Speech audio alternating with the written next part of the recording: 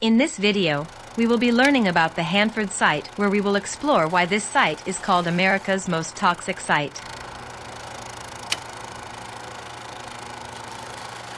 The Hanford Nuclear Reserve played a vital role in history, being established in 1942 during the Second World War.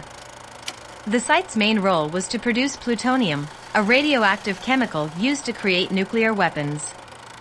During the war, a whopping 51,000 people worked at the site. The plutonium that was produced in this site contributed to the very first atomic bomb as a result of the Manhattan Project. It also contributed to the devastating bombing of Nagasaki, Japan in 1945. From 1946 to 1947, the production of plutonium was stopped. However, as the Cold War intensified, plutonium production quickly resumed until finally coming to a full stop in 1990.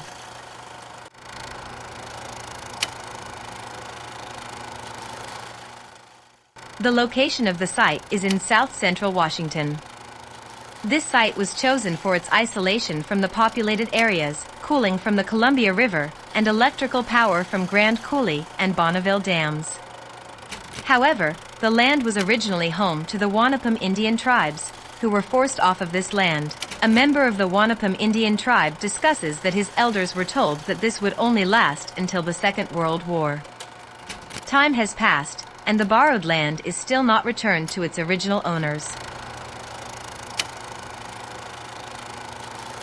The site generated millions of gallons of corrosive and radioactive liquid waste, as well as millions of tons of solid waste, to be exact. Since then, these dangerous liquids are stored inside 177 underground tanks, the largest of which is just over 1 million gallon in capacity. Some of the solid waste was buried on the grounds and scattered in landfills. The site also has continuously funneled water directly from the Columbia River to cool its reactors, and then returning the water back into the river. The site stopped this practice in 1972. In 2021, it was reported that the radioactive storage tanks the site have been and still are leaking. One tank is estimated to be leaking 3.5 gallons of waste a day into the ground. These are the following substances that are leaking, all of which are harmful to the environment as they undergo many years of radioactive decay.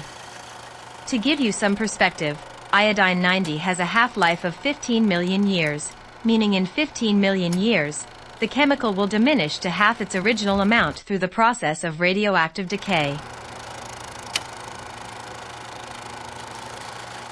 The site negatively affects the livelihood and spiritual life of the tribes by contaminating the Columbia River and affecting the salmon that they rely for sustenance. Today, the salmon found in the rivers are a fraction of what they used to be due to their loss of habitat, dams, and, of course, the polluted water. Since the late 1990s, 13 different salmon stocks were recognized as threatened or endangered with extinction. Communities surrounding Hanford are also reported to have increased rates of thyroid diseases, and some even suggests elevated leukemia levels in children born to fathers living near the Hanford. 20 studies were conducted over the past 24 years and determined that there is a safety risk to workers at Hanford. It was reported that 64 workers were exposed to dangerous chemicals. In 2021, it was reported that 9 people were transported to the hospital due to severity of their exposures.